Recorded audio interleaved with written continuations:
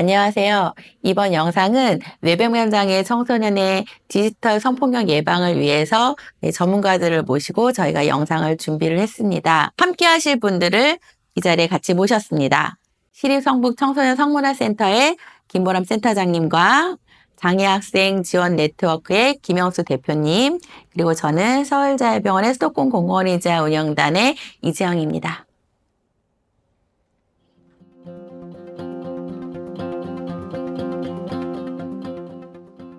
네, 저희가 이번에 다룰 주제는 청소년 디지털 성폭력에 대한 이야기인데요. 사실 요즘 굉장히 많이 이슈가 되고 있는 부분인데 저희가 아직까지는 또 어쩌면 낯선 부분이기도 해서 저희가 어렸을 때보다는 요즘 세대 아이들에게 굉장히 많이 나오고 있는 그런 이슈들이잖아요. 그래서 이런 디지털 성폭력이라는 이런 단어 그다음에 이거에 대해서 좀 더 명확하게 알고 가면 좋을 것 같아서요. 네, 좀 더 자세한 설명 부탁드릴게요. 네, 디지털 성폭력은 말 그대로 디지털 기기와 그런 정보통신 기술로 온라인이나 오프라인 상에서 발생하는 이런 성폭력을 말해요. 촬영물을 이용하는 그런 성폭력으로는 저희가 몰래카메라라고 말하는데 사실 몰래카메라 아니거든요. 비동의 촬영, 불법 촬영이에요. 그래서 불법 촬영, 그리고 동의되지 않는 비동의 유포, 그리고 유포를 하면서 협박을 하는 거, 그리고 이런 요즘 딥페이크라고 하죠. 이런 불법 합성, 이런 것들이 이제 있고요. 온라인상에서의 성착취와 그리고 그루밍이 있고, 또 사이버 공간, 채팅상에서 성적인 괴롭힘, 언어적으로나 이런 괴롭힘 등이 이제 이런 디지털 성폭력에 해당합니다. 요즘 너무 많은 것 같아요. 그런 얘기들이 너무 뉴스에 많이 나오니까 이렇게 자녀 키우는 입장에서 굉장히 좀 걱정도 되게 많이 들고 또 저희가 직접 확인하기 어려운 경우들이 많이 있잖아요. 그래서 더 많이 고민이 되는 부분인 것 같습니다.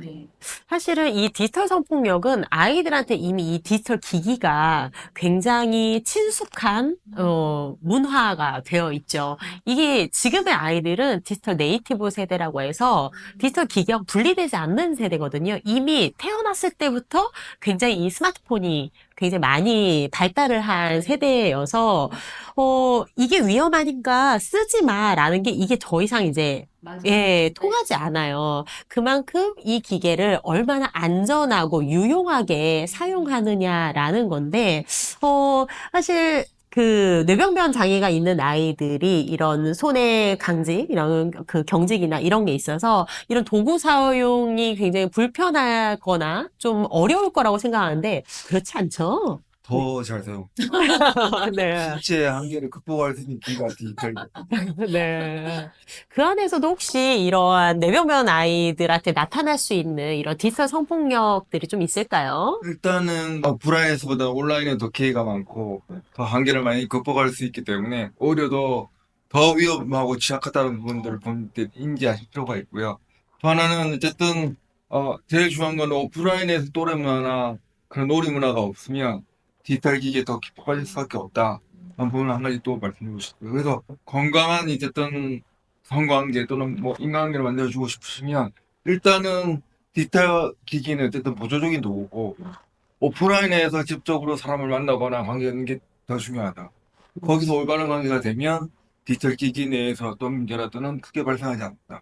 근데 장애를 갖고 있으면 어쨌든 오프라인에서의 관계가 좀 부족하기 때문에 디지털 관계에서 더 부자될 수 있다. 이런 분들을 한번 염두에 주시면 좋을 것 같고요. 하지만 제일 중요한 포인트는 그거였죠. 디지털에 있는 가상의 어떤 관계보다 진짜 실제로 접촉하고 관계하는 게 더 중요하고 거기서 매너 있고 거기서 폭력이 없으면 모든 문제는 해결된다. 그러면 네가 자기가 있든 없든 건강한 관계를 유지할 수 있고 즐거운 어떤 성문화를 즐길 수 있다. 이런 메시지를 정확하게 주시면 아마 자기 통제력이 생기지 않을까 그런 생각이 듭니다. 사실은 이 성폭력이라고 하는 거는 디지털 성폭력이든 또는 이제 이런 오프라인에서의 성폭력이든 폭력이에요. 예, 이 성을 매개로 한 폭력이거든요. 폭력은 어떤 권력을 갖고 있는 사람이 자신보다 권력이 낮은 사람에게 행하는 네, 이런 공격이거든요. 아무래도 장애가 있는 청소년들은 비장애 청소년에 비해서 이런 사회적인 부분들에서 위치성 자체가 조금은 어렵기 때문에 이 타겟이 되는 것도 쉽게 예, 타깃이 될 수 있어요. 그래서 보통 이제 뇌병변 장애 아이들이 바깥 활동을 잘 못하니까 관계들이 확장되지 않아서 이런 부분들이 이렇게 많지 않을 거라고 생각을 하는데, 예를 들면 학교에서 아이들이 휠체어 탄 아이의 모습을 막 촬영을 한다거나, 네, 그것을 되게 우스꽝스러운 표현으로 뭔가 딥페이크 합성을 한다거나, 그걸 단톡방에서 같이 공유하면서 웃고 히히덕거리고 논다거나, 이렇게 피해를 보는 일들도 사실은 있고, 또 그 행동이 재밌는 놀이인 것처럼 따라하면서 가해 행동을 하기도 해요. 네.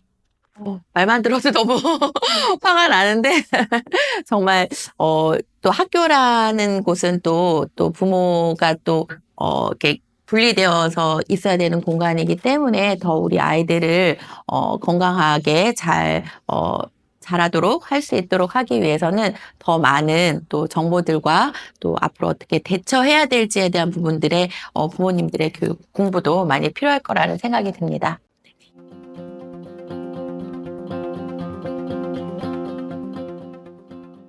청소년 시기가 되면 아이들에게 휴대폰이라든지 태블릿을 부모 입장에서 안 주고 싶고 최대한 늦게 주고 싶은데 또 필요한 부분이기도 하고, 어떻게 보면은 뭐 치료실에서도 그렇고 또 학교에서도 그렇고 필요에 의해서 사용할 수밖에 없는 부분이잖아요. 그래서 이런 부분들을 아이에게 주긴 줘야겠는데 또 어떻게 하면 안전하게 잘 사용할 수 있을까 하는 부분이 늘 걱정이 되는 부분이기도 해서 이런 거를 어떻게 하면 좋을지 굉장히 좀 고민이 많이 됩니다. 네.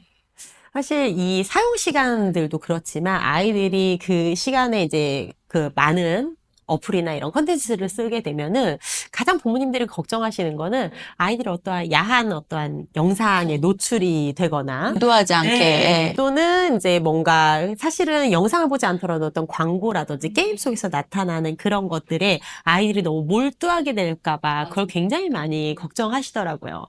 이 휴대폰 사실 굉장히 애증의 물건이죠. 그러니까요. 네. 이거 안 될 수도 없고. 사실은 이 휴대폰은요, 잘 사용하는 게 그만큼 중요한 것처럼, 이 뇌병변 장애 아이들이 이 휴대폰으로 어떻게 유용하게 사용할 수 있는지에 대한 정보도 제공이 돼야 돼요. 근데 제가 만난 대부분의 아이들은, 네, 유땡부와, 네, 뭐 이런 그런 메신저, 프로그램들이 깔려있을 뿐이었지, 본인한테 윤택하게 쓸 수 있는 어플 같은 거는 전혀 모르더라고요. 사실은 이게 우선이지 않나요? 네. 네, 일단은 뭐 네. 앞에서 말씀해 주셨지만 저는 좀 더 나아가서 이제 아이들한테 휴대폰은 신체의 일부다. 근데 어떻게 쓰면 좀, 네. 많은 어른들이 본인의 신체를 어떻게 유용하게 쓰는지도 뇌병변한테 잘 알려주지 않죠.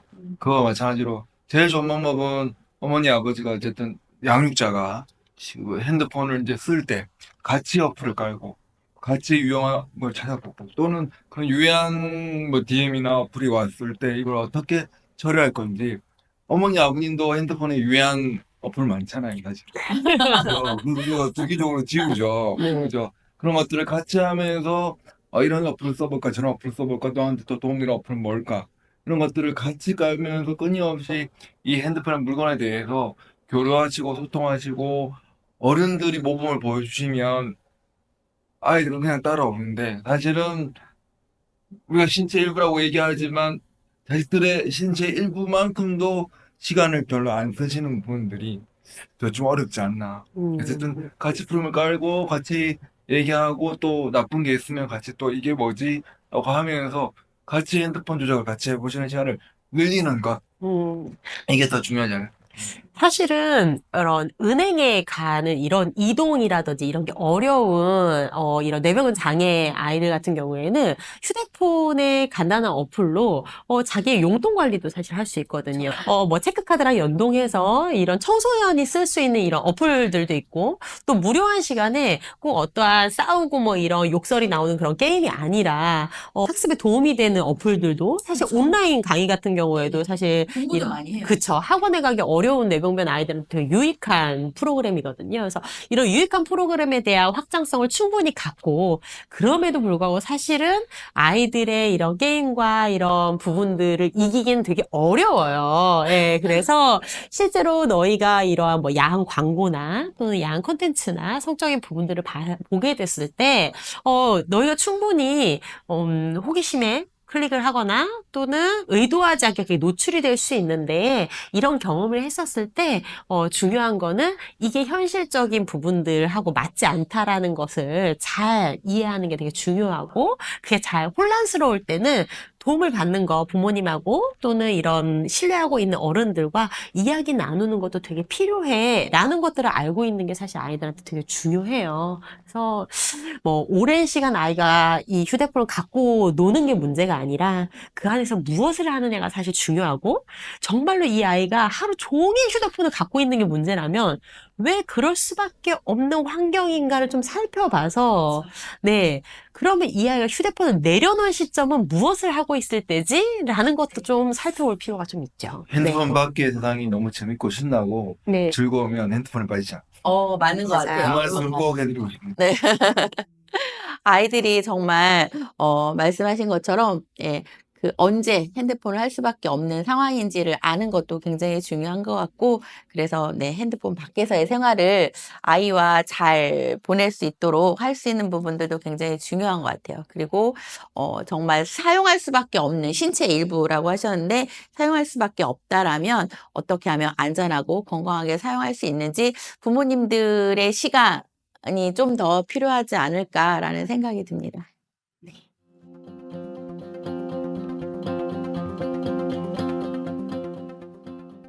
이번 질문은 이 아이가 채팅을 통해서 낯선 사람과 사진을 주고받는다든지 낯선 사람과 채팅을 하게 되는 그런 상황에 대한 질문이에요. 이거는 정말 생각만 해도 너무 걱정이 되는 부분이기도 하고 미리 아이에게 대처를 할 수 있도록 알려줘야 될지 네. 사실은 아이가 채팅으로 알게 된 사람을 낯선 사람을 과연 인식을 할까? 왜냐하면 대화를 나누게 되잖아요. 대부분의 아이들하고 이야기를 하면요, 이 낯선 사람이라는 개념이 명확하지 않아요. 이미 채팅상에서 서로 간에 뭐 소통을 좀 하고 충분히 자기 얘기를 나누게 되면 만나지는 않았더라도 이 사람을 낯설게는 인식하지 않을 가능성이 되게 높아서 보통 칭찬으로 시작을 하더라고요. 맞아요. 예. 특히 이제 그렇게 하면서 이제 그루밍도 시작을 하고 하는 거기 때문에 이 낯선 사람과 친밀한 사람을 구분해서 하는 것보다는 너에게 이 온라인상에서 개인정보가 무엇인가라는 거를 좀 인식시키는 게 되게 중요하거든요. 실제로 SNS랑 많이 하시죠? 예. 네. 제가 알기로는 엄청난 팔로워를 가지고 계시는 분이신데 그분들이 다 낯선 사람은 아니잖아요. 일단은 네. 저 팔로우에 들어온 사람들은 기본적으로 요즘 네. 아이들은 네. 낯선 사람으로 생각하지 않아요. 그쵸. 고객이거나 아니면 팬이거나 친구거나 아니면 잠재적으로 네. 친구가 될 사람을 인식하지 네. 나를 뭔가 해야 할 위험한 사람이라고 네. 기본적으로 인식되지 않기 때문에 네네. 그런 부분에서 일단은 서로 좀 경계하는 마음도 좀 필요한 것 같고요. 네네. 또 하나는 이제 사실은 아까도 자꾸 얘기했지만 오프라인에서 밝은 관계가 되면 오프라인에서 그게 검열이 되는데 오프라인에서의 만남이 그렇게 많지 않으면 온라인에서 만남 밖에 없잖아요. 그럼 이게 얼굴을 못 보고 눈빛을 못 보기 때문에 이 사람이 정말 거짓된 사람인지 위험한 사람인지를 모르는 분이 있거든요. 어차피 글자로만 보니까. 그런 부분에서 이 글로서 사람을 판단할 때 나의 장애와 나의 집 주소와 나의 지지 정보들을 어떻게 가려서 얘기해야 되는 건지 그리고 그걸 어떻게 또 대화해서 정리해야 되는 건지를 보여줄 필요가 있죠. 근데 제일 중요한 거는 어쨌든 너의 장애와 너의 신체 정보와 뭐 너의 집 주소와 이런 것들이 중요하다는 걸 부모님들이 아이들과의 대화를 통해서 부모님들도 평소에 함부로 공개하지 않는 게 되게 중요합니다. 양육자격을 조심한다면 아이도 당연히 조심하겠죠.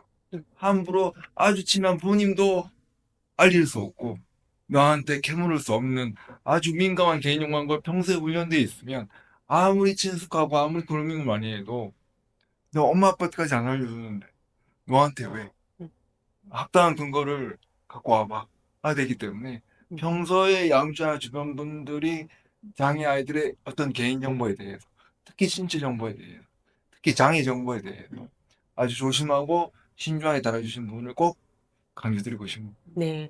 사실은 이 채팅뿐만 아니라 온라인상에서 악용이 되는 거는 개인정보로 인한 악용이 굉장히 좀 많은데, 이 개인정보는 친밀하고 안 친밀하고가 아니거든요. 개인정보를 체득을 했었을 때 이것을 누가 악용을 하느냐라는 부분들이어서 아이들이 내 개인정보에 대한 이런 민감성, 그리고 이것이 범죄로 악용될 수 있을 거라는 이런 경각심들을 가질 수 있는 이런 지도가 굉장히 조금 필요하고, 또, 만약에 혹시라도 지금 이 아이는 그 채팅상에서 사진 주고받은 거잖아요. 이미 내 사진이 넘어갔어요. 너무 네, 걱정되죠. 이 상황에서는 사실은 이제 증거를 조금 모으긴 해야 돼요. 네, 일단은 부모님이나 또는 신뢰할 수 있는 어른에게 이 사실을 알려서 그 사람에 대한 정보들을 다 이미 캡처를 조금 떠놓고, 그리고 나서 그 사람에게, 그 사람이 사실 협박하는 수단 딱 하나거든요. 너 이 사실, 너 나랑 채팅한 사실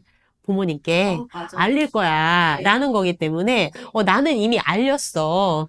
그리고 내 사진 삭제해달라. 삭제하지 않고 혹시라도 잘못 사용이 됐을 때는 부모님도 이러한 것들을 같이 해주실 거고, 그리고 우리는 신고도 할 준비가 되어 있다. 라는 것들 이야기를 하고 그 방에서 이제 좀 정리를 하는 것들이 이제 필요하겠죠. 예.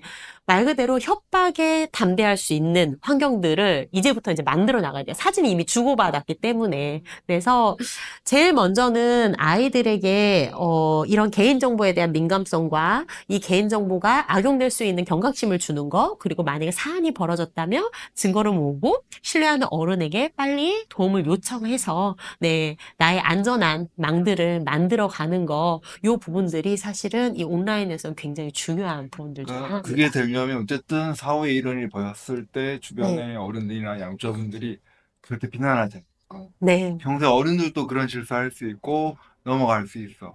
사후에 처리를 잘 하는 게 되게 중요해. 라는 부분들을 확실히 해서 너의 잘못이 아니야. 하는 부분들을 좀 명확하게 해주는 게 중요할 것 같아요.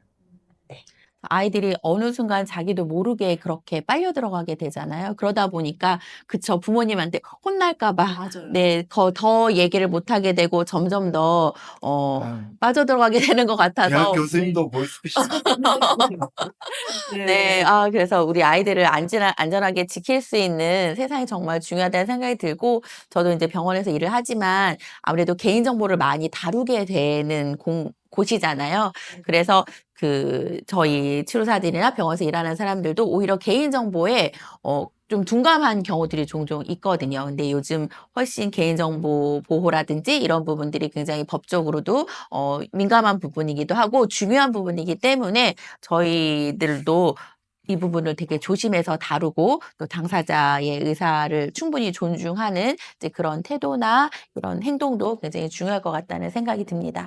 오늘 했던 이야기들이 장애 학생들을 키우는 부모님들께, 양육자분들께 부디 도움이 됐으면 하는 바람입니다. 감사합니다.